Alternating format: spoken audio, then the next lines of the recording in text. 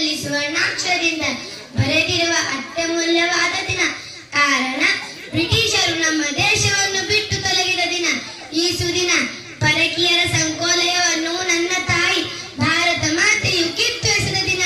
ಈ ಪ್ರಮುಖ ದಿನ ಆಕೆಯ ಮಡಿಲಲ್ಲಿ ಸ್ವತಂತ್ರವಾಗಿ ಉಸಿರಾಡಿದ ದಿನ. ಈ ದಿನ ಇತಿಹಾಸದಲ್ಲಿ ಮೈಲಿಗಲ್ಲು ಸಾಧಿಸಿದ ದಿನ.